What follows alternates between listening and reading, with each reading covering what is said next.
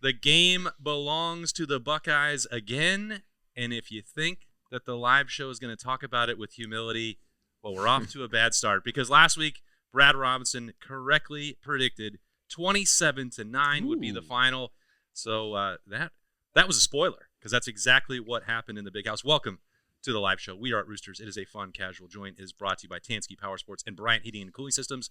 That is Justin Zwick, Nicole Cox, Bobby Carpenter. I am Austin Ward. Birm will be here later. He is finally relaxed, Nicole, because the losing streak is over. And for the first time since 2019, Ohio State is getting some gold pants. They're undefeated. They're going to Indianapolis to play for the Big Ten title, and they embarrassed their rival.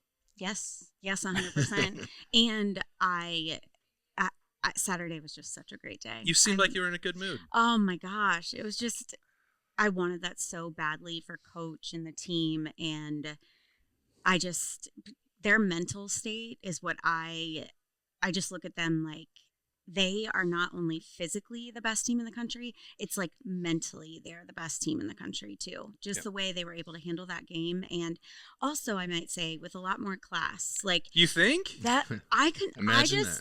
I personally, I haven't played like sports like you guys, but don't lump me in I'm with still these two. competitive. He's a and golf I'm state still an champion.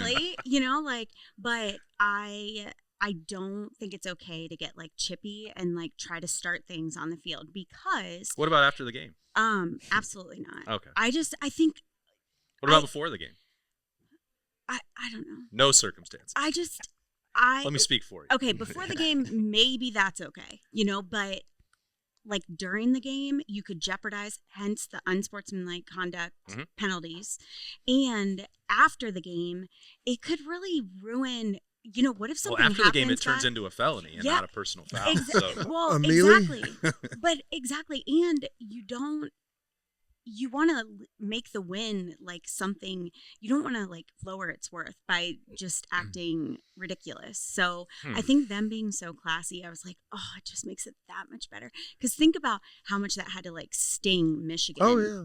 Oh, that's what that they would all be loaded the up. worst. They were ready for it. They wanted it to happen. Yeah, Oh, people they all did. wanted the flag plant. I'm like, no, don't do that. Don't lower yourself to their Oh, level. you agree Thank with you. me?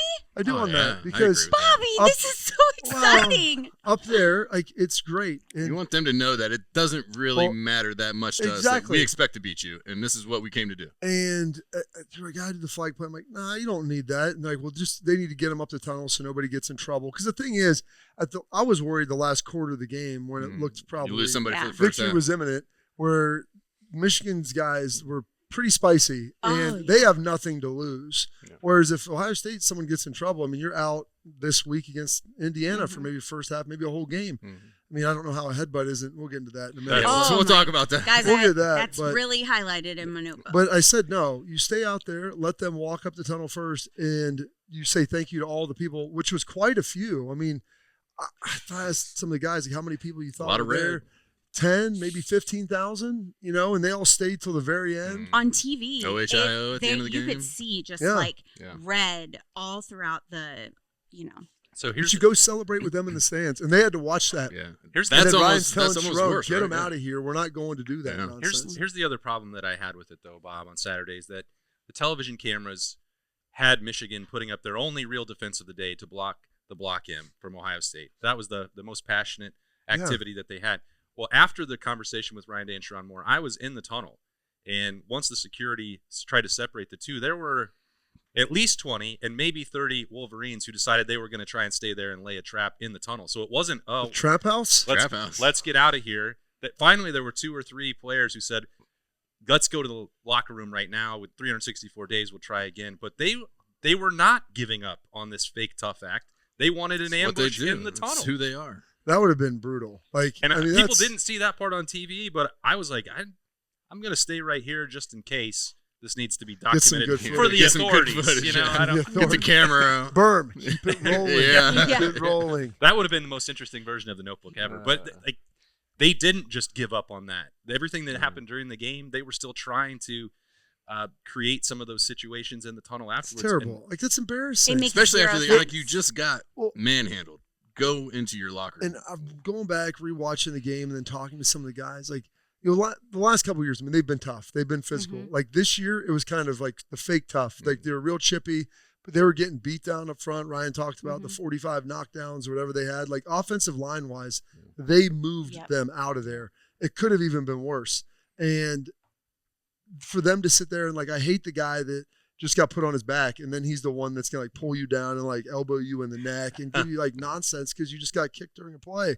Like, dude, take your beating like a man and move on.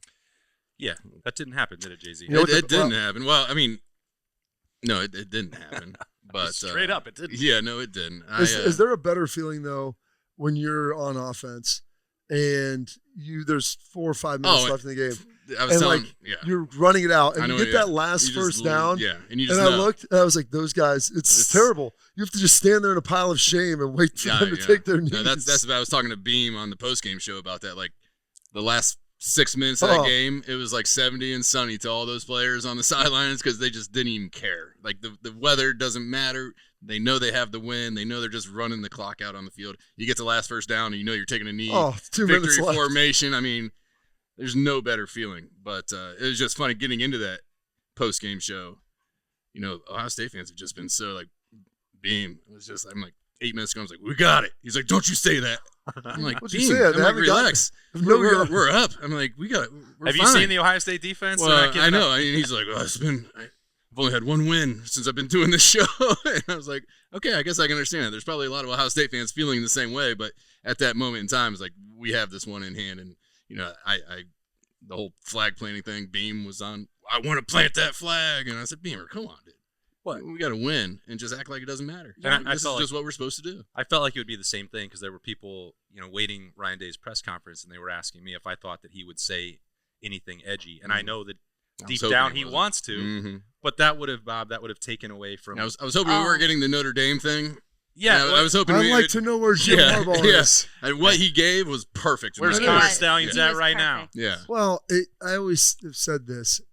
Ryan inherited Urban's, you know, kind of skeleton, his program, like all of the foundation, the things that have been built. You know, Mickey Marotti, Mark Pantoni, you know, the training department. Now, over the last 7 years, some of those things have kind of morphed, and he's added in. And I think last year winning it, like after that game, like I've got to make this my own. Has to. I can't do that. And he's a lot more Tress than he is Urban. Yeah.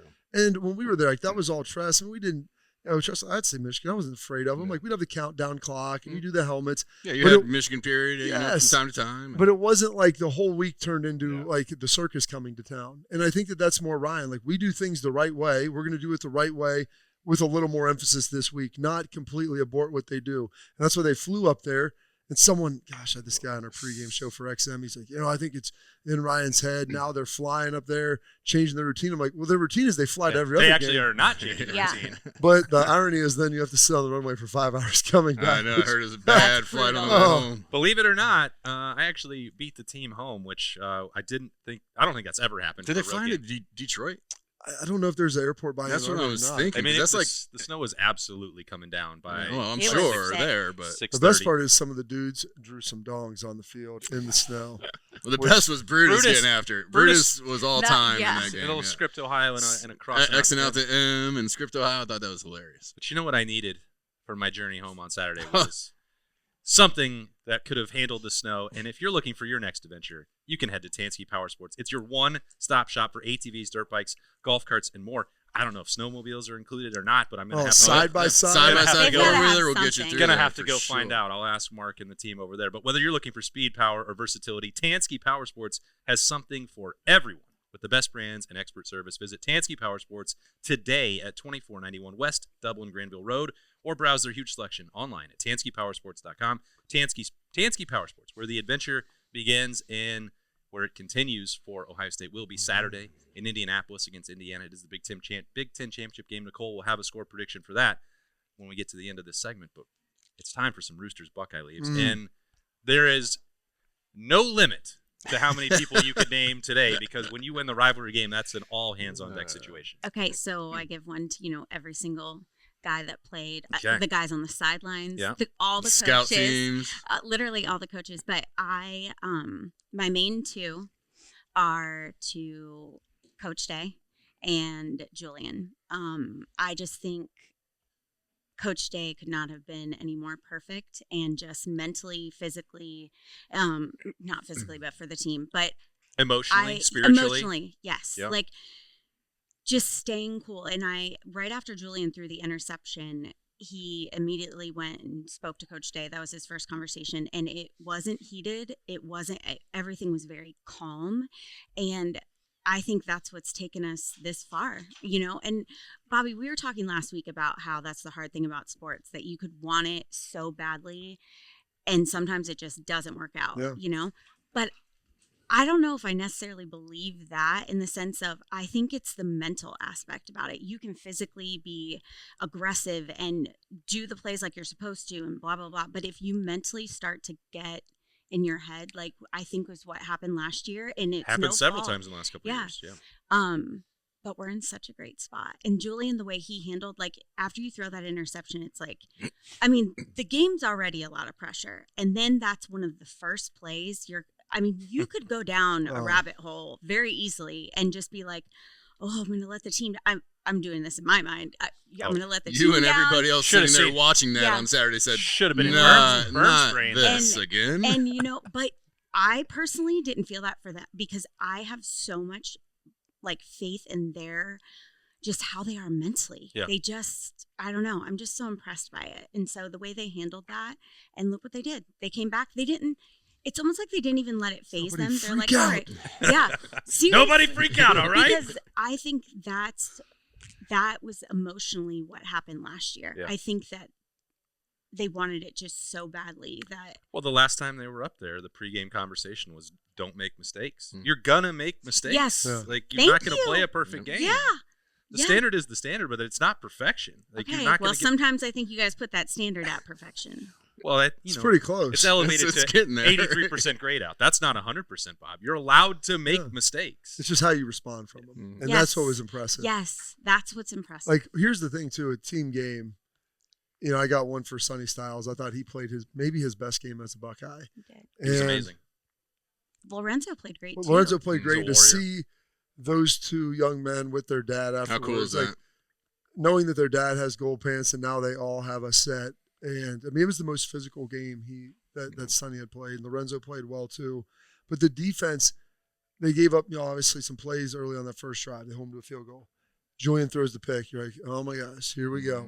And that's why I can't watch it with people, because it's like, we're going to lose. Oh, God. Not again. I'm so like, thankful I I'm wasn't like, my dad. just relax. There's a chance that we could stop them and they could just get a field goal. Maybe we get a turnover. Who knows? But they held them to a field goal. I'm like, all right, pretty much weathered the storm right there. You gave up 6 points, and now we've got the ball back. Let's see what this offense can go do. And from that point on, I mean, 40 minutes of possession later. We have like 3 10 or plus play drives, the rest of the game. The one in the third quarter was 12 plays, 20 minutes or something? I think it was 12 plays. I think Or it no, was 12 minutes. Yeah, 20 yeah. 20 plays, 12 minutes, yeah. 16 rushes, 12 minutes. But that drive was a failure in Ryan Day's mind. Oh, because you want to punch it in, but you get It's the fun. field goal. I was thinking of what Bobby said. What did your dad say? Like, If you can't get a yard, we don't deserve to win. yeah, something Well, like that. in all fairness, the hole was there.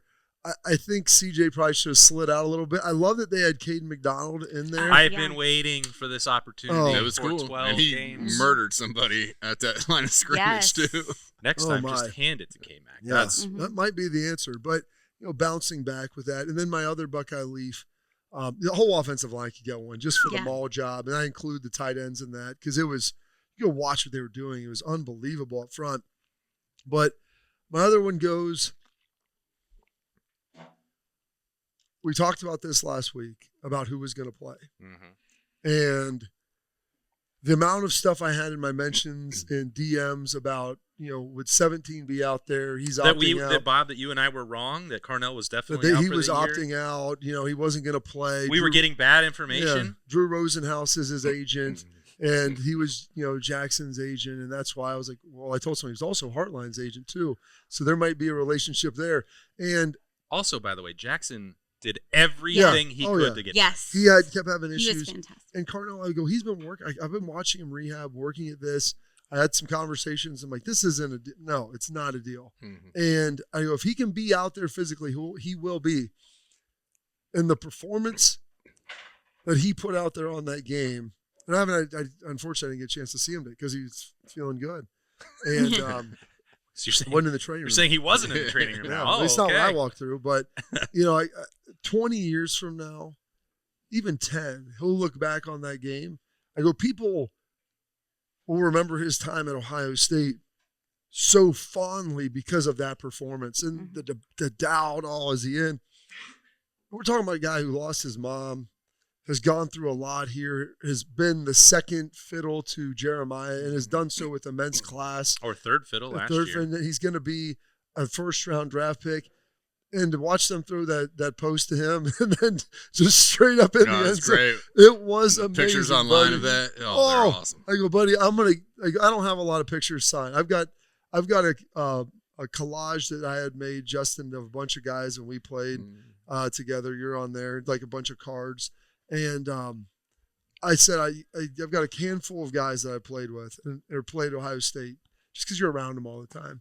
But I want that picture signed. I want a picture of that signed in my house from him because that is like coming back and flipping 4 years of that. Yeah. And making that play. I mean, that was the icing. That was it. And you hear Joel Klatt. The best is the narrative right before. I told my friend, I go, we're at the 50th second show. I go, I wouldn't be surprised if Ryan tries to go with the dagger at some point here. And Joel Klatt, you're only down a score. You've got him right. You're where Michigan. you You're feeling pretty good. Feeling good. And then it's like play action. I was like, you can tell when it's hard play action and they're selling and the quarterback's not throwing it immediately. I'm like, he's giving a pause. He's giving some time for him to get down there. And that open, it was perfect. The hush over 80% of the press box, which is normally one of the loudest press boxes, especially the last couple of years that I've been up there. I don't know what was different on Saturday, but we could just kind of, from my vantage point, it was quiet up there.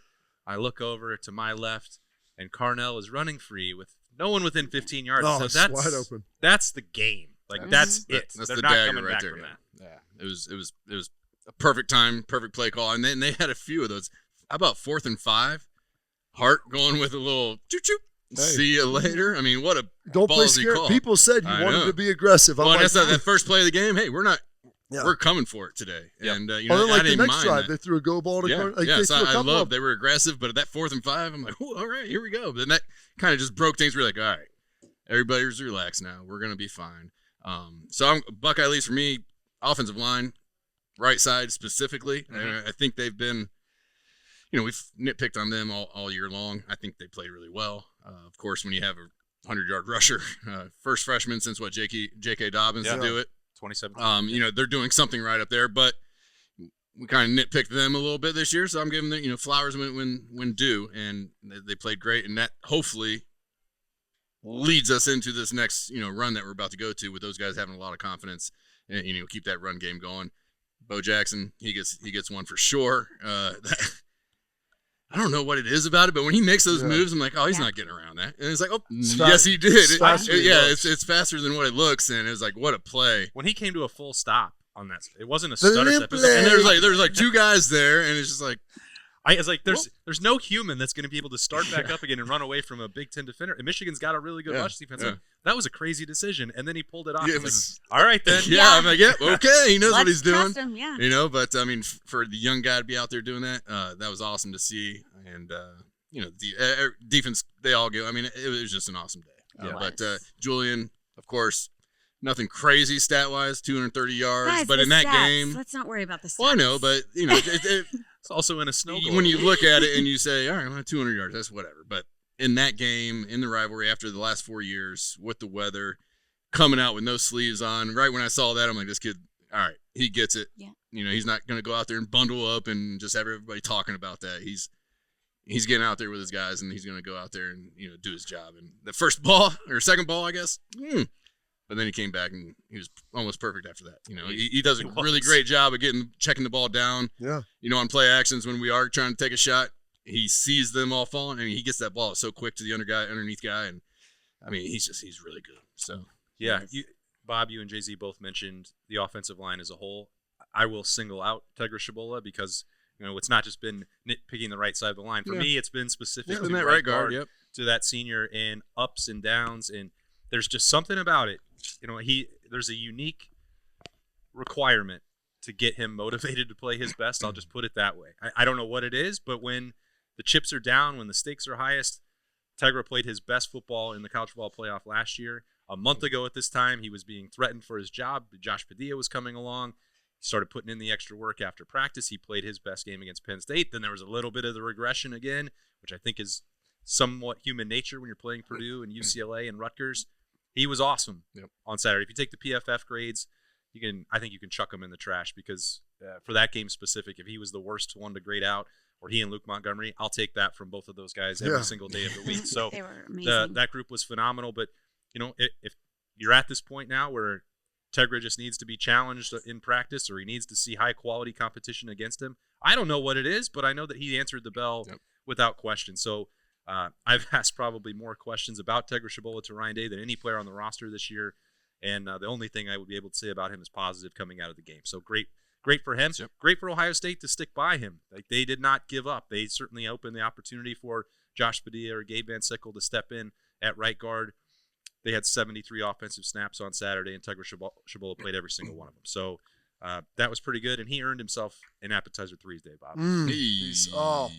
The favorite for Anthony Schlegel. It's the fave. Coming out here, the mac and cheese bites, $3 all day long. A celebratory mac and cheese bites on this Tuesday, December 2nd. It's going to be a good one. It will. Can't wait. Always. Yes. And put some hot sauce on them like Jay-Z. That's right.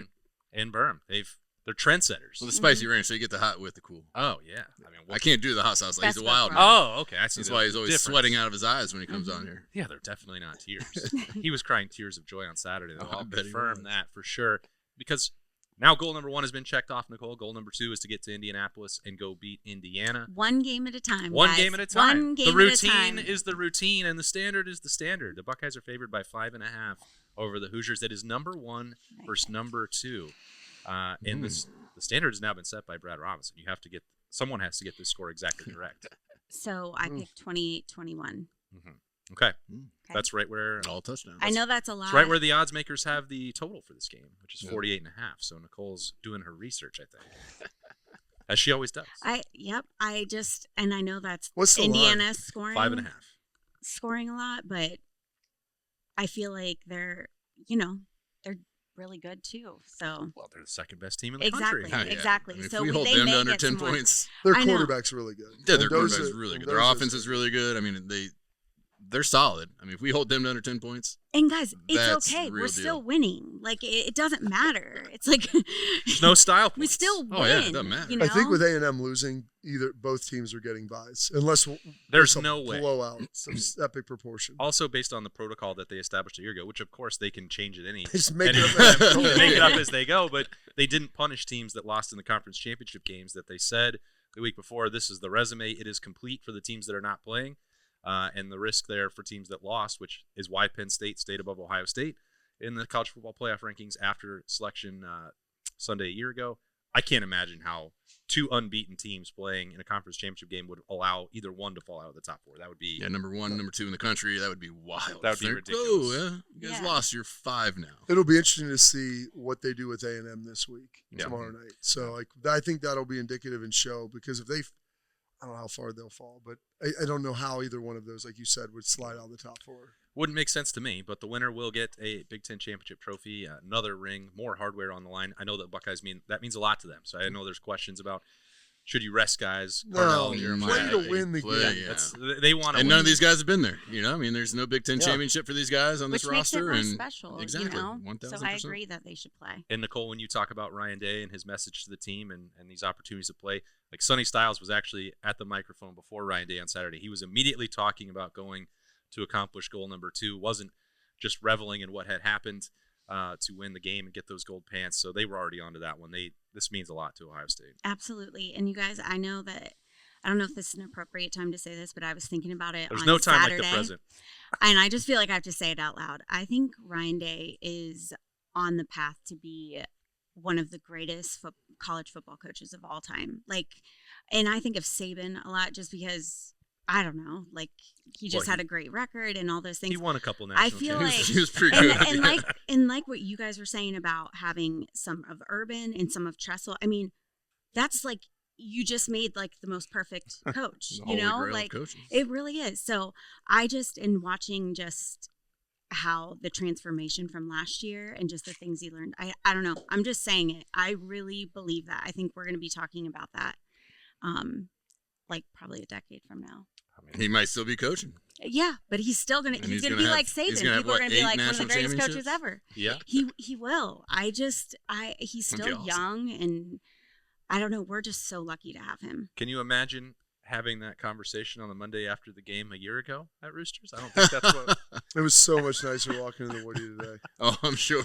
But I did say he learned from that last year, and then we went on to win the national championship. Yeah, you know, yeah. they knew 100% that's like the rest is part of his journey. They haven't lost since.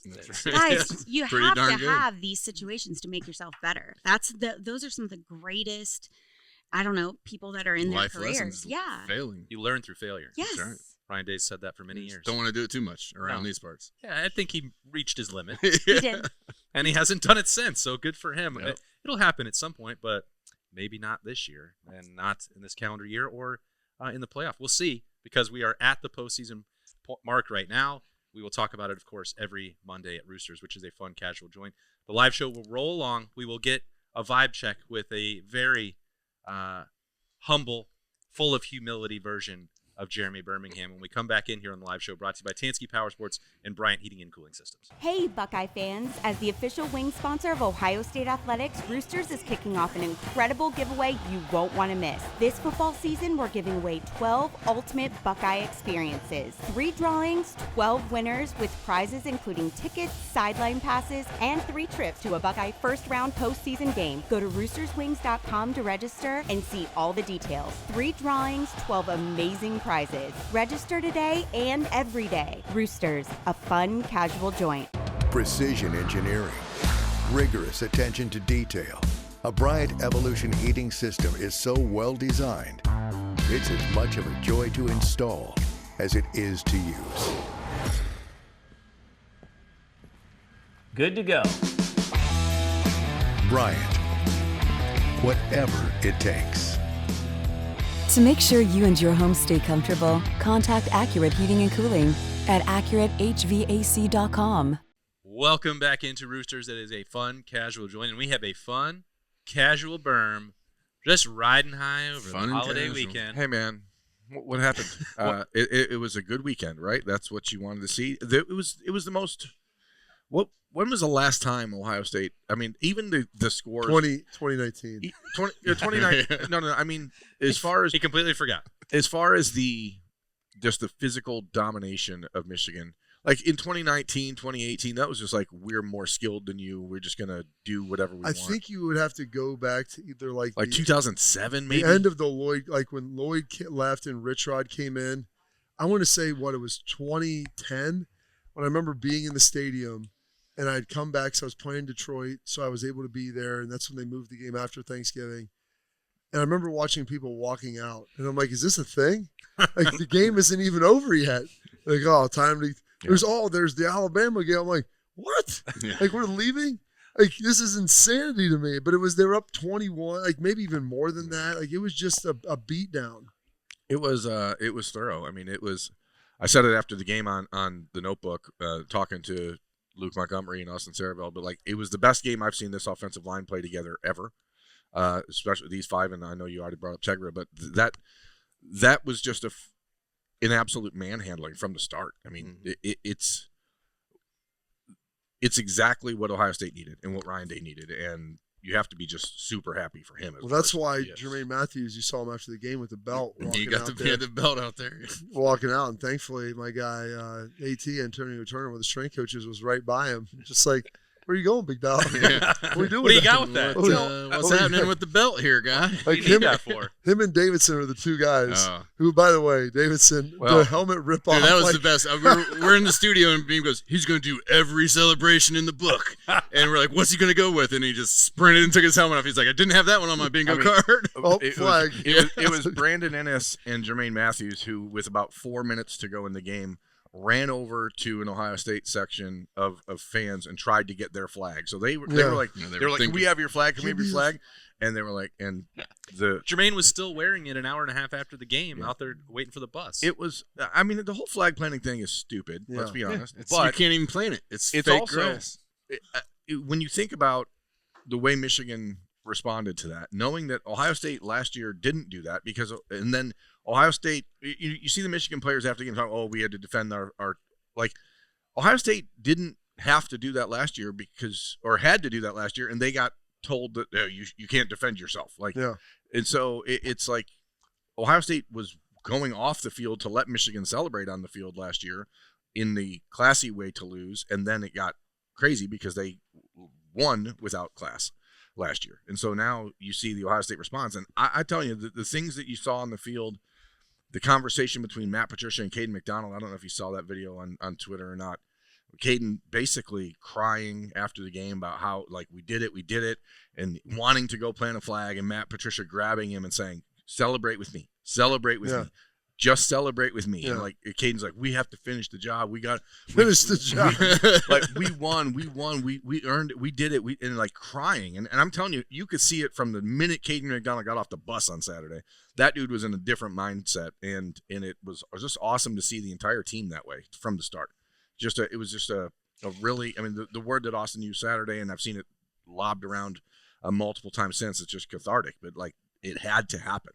And now, like, it's like everything's balanced now, and you can feel like, well, maybe the rivalry will be a rivalry again instead of like win 5 in a row, lose 5 in a row, win 5 in a row, lose 5 in a row. You know, I'm glad it happened there.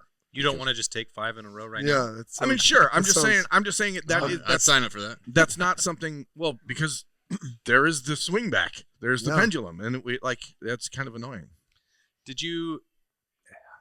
I was kind of surprised at how quickly Ohio State turned the page. Like this humility stuff from Ryan Day, I get it, because he couldn't, if anything he said, if it alluded to Connor Stallions or Jim Harbaugh or things that can't be changed, would have overshadowed the game. That would have been the dominant headline. So he couldn't do that. But the fact that the rest of the players and every single one that we talked to, like, yep, this means a lot to us. It's emotional in the streak, but the job is not the job that's not done is going to Indianapolis and winning the Big Ten. The job that's not done after that is going to the college football playoff and winning the championship. How quickly, Bob, they were able to turn the page. I'm not stunned by it, but I was a little bit surprised that there was no like true reveling in it.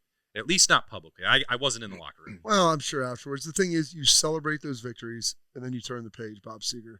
All alone, a lonesome highway east of Omaha.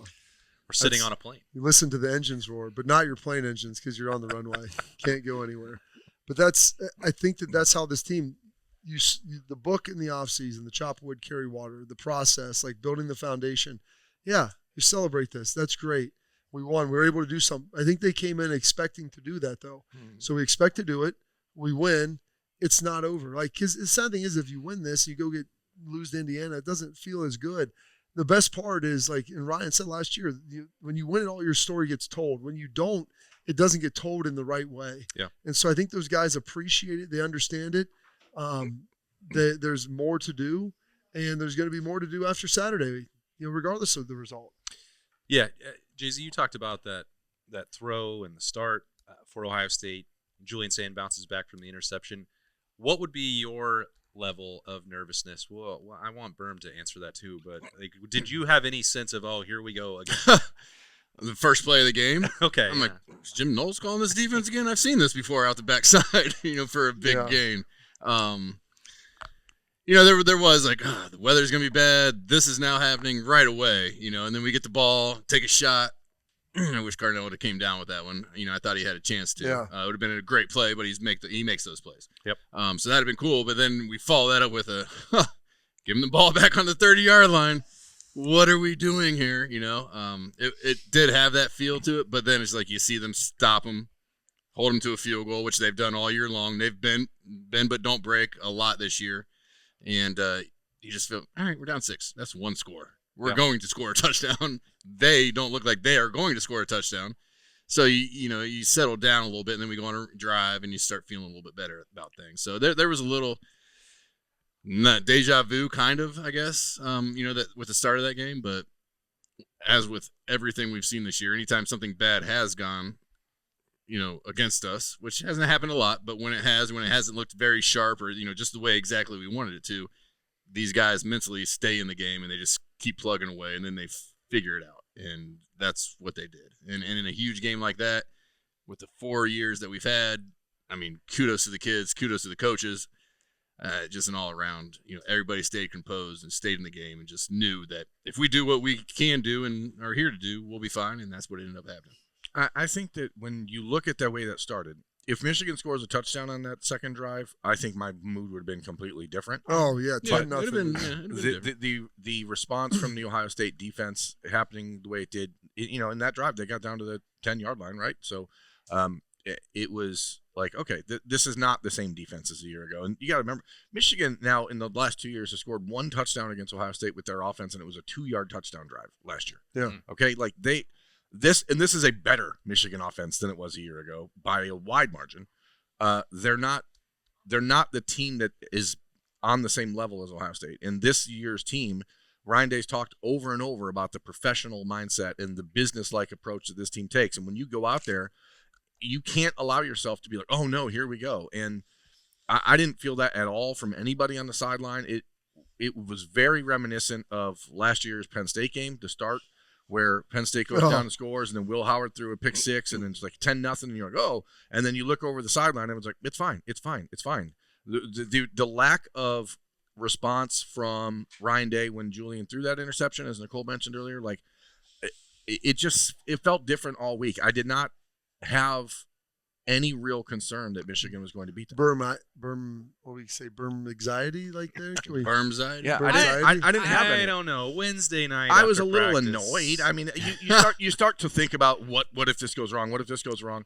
But somebody who calls defensive plays for Ohio State noticed the anxiety that Berm was out. That's because he was bad-mouthing Joe Burrow. And he said, calm down. It's a game. Also, you're not playing. he was bad-mouthing Joe Burrow, and so then all of a sudden I have to my rancor gets raised here. I'm getting you got a Joey B performance on Thursday night. It's amazing. You got Julian Sand coming out in the shirt highlight sleeves right now. It was a pretty good weekend. Jim Tressel said this. Was it last year? Maybe in the off season. I talked to him at some point. Maybe it was last year. He's like, the coach at Ohio State, especially in that game, your face has to be painted with confidence. And I think that was. But it was the smirk different. right from the start. It was the smirk. I'm telling you, Ryan Day walked down the tunnel at the start of the game for the first time he came out to the field, and there's the fans there yelling at him, throwing stuff at him, calling him names that I can't say on the show. Ooh. And Ryan Day, in the past, he would just like head down and ignore it. This time he like looked up and smirked and smiled at him. And I'm like, because you know something that they did. I was like, oh no, this is at that moment. It was very similar to me of the Tennessee game a year ago. When Tennessee came out with their shirts off, I was like, this game's over. This game is not going to go their way. And when Ryan Day walked out smiling, I was like, uh-oh, they're in trouble. You remember the conversation that we used to have year and a half ago? Ohio State needs Georgia Ryan Day.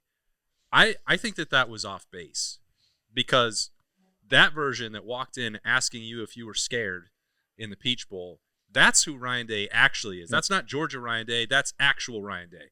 And the one that we saw in the game for the last 4 years was wildly out of character for the way that he manages every other game, every other practice, every other day of the year.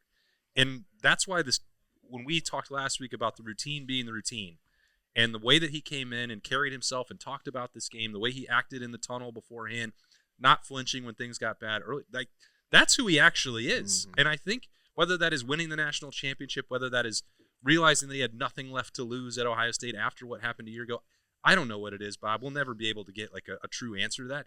He decided to be himself last week, and guess what? That worked pretty well. Yeah. I mean, it's just, like I said, when he kind of absorbed a lot of, when you're a first-time head coach, like finding, in this, especially you didn't come to a place and get to build your legacy there. You kind of inherited a lot of things.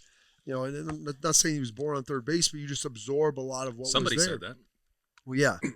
And I think we've watched him now kind of mature and grow into the coach that he would have become had he started out his career at, a South Florida or at a Tulane or somewhere a little smaller, then goes to a bigger school and a bigger program.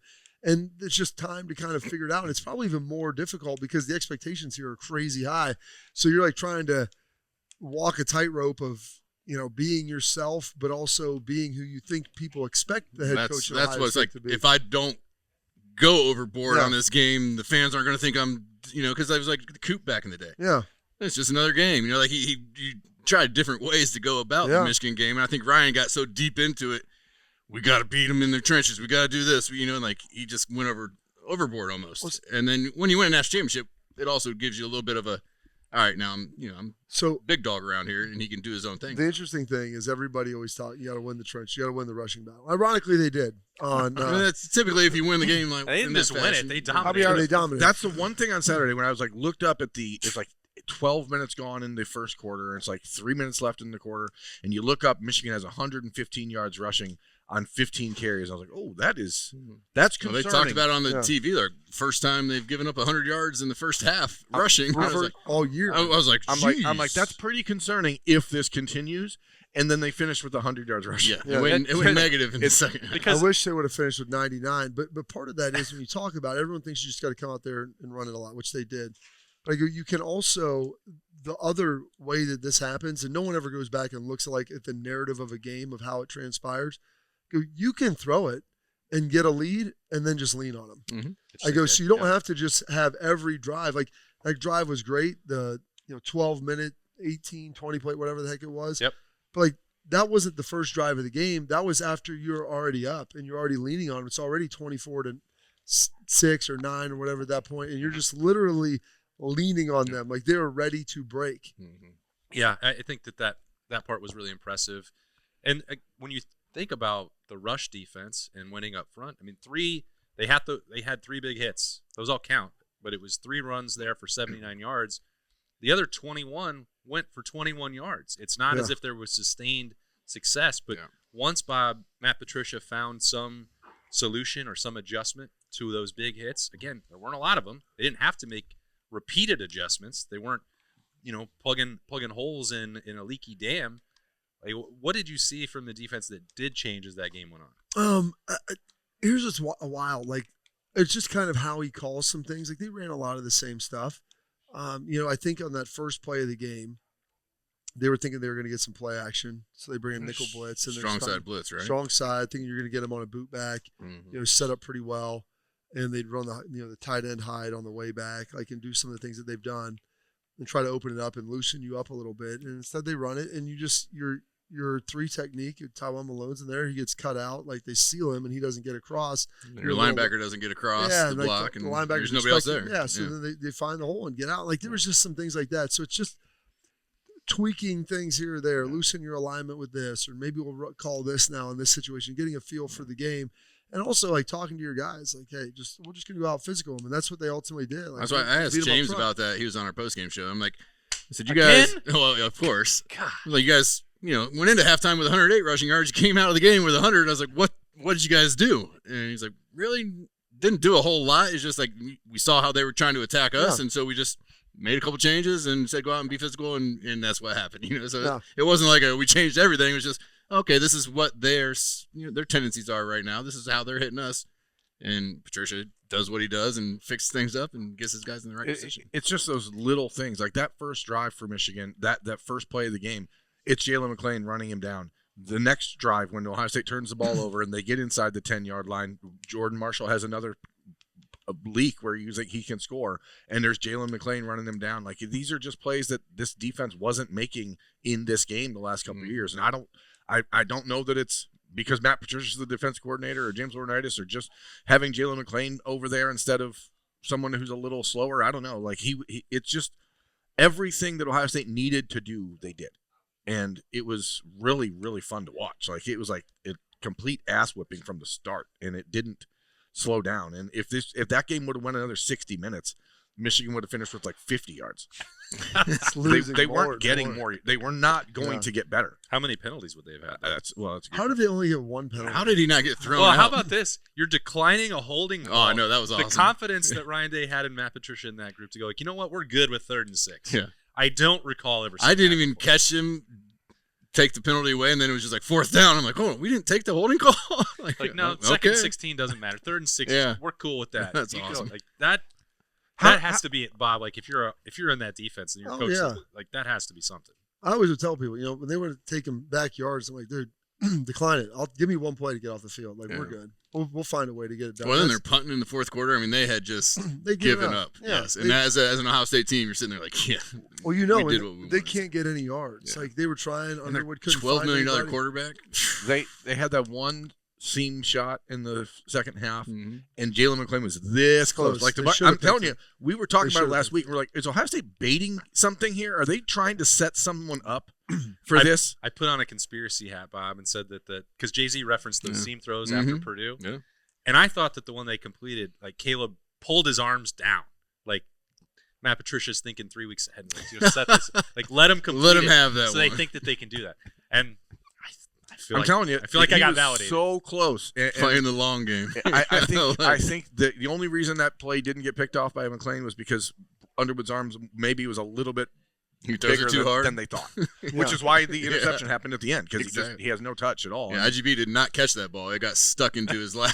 It is crazy to me to think that you're paying a quarterback $13 million and he's 12 games into his career and you don't trust him to run the offense. Like, that is insane. There wasn't anything about his play that I was like, yeah, I could see where. I mean, sure, he'll be fine. He's a big athlete. I'm sure he'll figure it out. But at the end of the first season, you would hope he'd had a little bit more figured out. A guy who started every single game and they still don't trust him at all is a really damning, I think. Yeah, I thought he got worse as the season went along. Well, he had he threw 2 touchdowns in the last 5 weeks of the season, and they were both against Maryland. Yeah, I mean, I saw flashes of what he could do against Northwestern in that first half, and then even in one game, I thought it was a regression. It doesn't matter.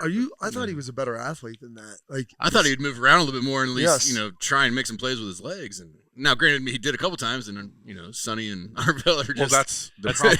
That's the problem because they're as big as he is, and they're just as fast as he is. I thought that he would be athletic enough to be able to outrun, like, or at least try. Like, he keep plays alive, do something. Get in the open field and go try to get something done. I mean, we saw it last year with Nico Iamaleava and talking and some of the guys, coaches and stuff on the sideline. Like, that dude kept coming. Like, Underwood didn't. It was Tapped like out. He's like, I just throw it away. I'm not going to do that. Like, Iamaleava is like, hey, if I can go get 3rd and 8, if I can go get 6, let me go see if I can go get 6. Yeah. For all the things that we could say about Nico, like the toughness part in that game was never up for debate. Yeah. I'm not sure that was, again. I think before, during, and after, all you can say about the team that lost on Saturday in the Big House was that it was fake tough. It was posturing. It was not real. They didn't actually want to get into a physical battle with Ohio State. And the first sign of any trouble, that you saw a white flag. Well, they believed that the Ohio State team was mentally weak, and they were quickly proven wrong. And once that part of it was debunked, they were like, we don't have the talent to beat these guys straight up. So. It was basically like, well, we're going to come out. We're going to try and intimidate them. We're going to try to bully them, and they're going to fold and they'll crack. And I think that they believed pretty strongly after the first two series that, hey, we're gonna do this all day to them. And then Ohio State was like, no, you're not. And Bo Jackson was like, no, you're not. 166 yards for Bo, and 40 on in 49 as a receiver, pretty good. I would just this week when he gets you down inside the 10-yard line, I would like to give him the ball inside the 10-yard line. Let him go ahead. I mean, we're not going to give him a shot. We're not going to pick nits right now, but that was very confusing. Why you get 7 plays inside of the 2-yard line and you don't give the ball to the guy who got you down there. I would understand, especially if you could have given it to Caden McDonald. But maybe we'll see that again on Saturday night in Indianapolis. Well, what will we see? What do you want to see? Will Ohio State pull out all the stops to win this Big Ten title? What do we think is going to happen against the Hoosiers, and what's the score prediction, Jay-Z? Oh, golly. I think this is a game that we try and slow down like we have. I mean, we haven't really tried to slow anything down this year. That's just how we've played. Mm-hmm. But if we can go out and have some of those long drives like we did last week, I think that's a good way to keep this offense off the field, or keep their offense off the field. I just want to see everybody stay healthy. That's all, because this game really doesn't matter. Right. So I hate that going into the playoffs. So I just want everybody to be healthy. Of course, you want to win. You want to end the season, correctly. I'm going to say it's going to be 38-27. Ooh, Buckeyes. A little higher scoring. Yeah, a little higher scoring, but I think they're going to. I mean, they're good. They are good. They're going to. Have some quick strike stuff, I'm sure. I appreciate Kurt Cignetti and the conference call saying that sometimes it feels he watches Ohio State and thinks they're holding things back, and because they were. They're not anymore. It's hardware time. This team likes to win, and this team wants to win a Big Ten championship. Having fun is kicking ass. Having fun is kicking ass, and I'm gonna put. Why are there not T-shirts yet? I know Fernando Mendoza is a really good quarterback, but I watched him try to throw 6 interceptions. Rooster shirts that say "Having fun is kicking ass." I watched him try to throw 6 interceptions against Purdue, and they just kept dropping him. If the Buckeyes can affect him with any pressure at all, I don't think this game needs to be close. And I know Indiana's good. I know they're better than they were a year ago, but I still think this is a 31-13 type of Ohio State. I don't. How many of the score against Penn State? My loins. They were under 20. I understand they're a good team. I understand they're a good team. They are not an Ohio State talented team, and there's only so far that coaching and confidence can take you, because at some point you have to line up against the guy on the other side, and when all 22 of them are better than your best, you're going to lose. In most cases, all 22. I'm going to go 28-17. There's a statement that's been made that if you hold these teams to under 17 points defensively, like, we'll win every game. Well, Ohio State is the first team since when to hold, 75 Florida. 75 to hold the first 12 games under 17. So I'll go 17-28. Okay, I think that's about where I'm at as well. I think 34-17. Ohio State win this game. I was surprised at Jay-Z's lack of faith in the Silver Bullets there with 27. I think they're a good team. They are a good team. I don't. And this is a big deal for them too. I don't need to besmirch them. It's more of a big deal for them, in my opinion. We've never lost in Indy, have we? No. And I think that's most of the margins of victory there have been fairly we lost. Michigan State. Urban's year. Yeah, the whole pizza. The whole pizza thing. I blocked that one out of memory. They haven't lost since then. They've had some. They got a little wonky. The Wisconsin game in 20 took a while before they trusted Trey Sermon. That was when. Who's my dude that played free safety from Oklahoma? Josh Proctor. Josh the knockout Proctor, to Jack Cone. Dude, murdered him at the end, like the last play of the game, and everybody's celebrating. I'm like, is anyone going to check on Jack Cone? Nah, he's dead. There's nothing that can be done. He got wiped off of the screen. You had that one. You had messing around with Northwestern until Trey Sermon ran for 1 billion yards to get that one over. So that honestly though, that's kind of the game plan. Like, stay back, cover the receivers, and just see if you can be patient enough to run us. Now, Indiana's D-line is pretty good. They're tough, but if Ohio State plays like they did on Saturday, they'll be able to get yards. Indiana's got a good running game. They've got good receivers. They've got a good quarterback. They've got a good offensive line. They're a good team. But good coaching. They're undefeated, and they're in the Big Ten championship game for a reason as well. They have some impressive wins, and they've got their work cut out for them. Both teams do on Saturday night at Lucas Oil Stadium. Can't wait to get over there for that one. Game number 13 now for Ohio State. And we'll be back in here to break it down at Roosters, a fun casual joint on the live show next week. Thanks to Nicole Cox. Thanks to the entire staff at Roosters here on Olentangy River Road. If you haven't been into the renovated beautiful, you just absolutely cannot beat it. It'll be open on Saturday, of course, for the Big Ten championship game. I can think of no finer place to watch it if you can't be at Lucas Oil Stadium yourself. Thanks to Justin Zwick. Thanks to Bobby Carpenter, Jeremy Birmingham. I'm Austin Ward. This has been the live show brought to you by Tansky Power Sports, Bryant Heating Cooling Systems, and Roosters, a fun casual joint. Have a great week.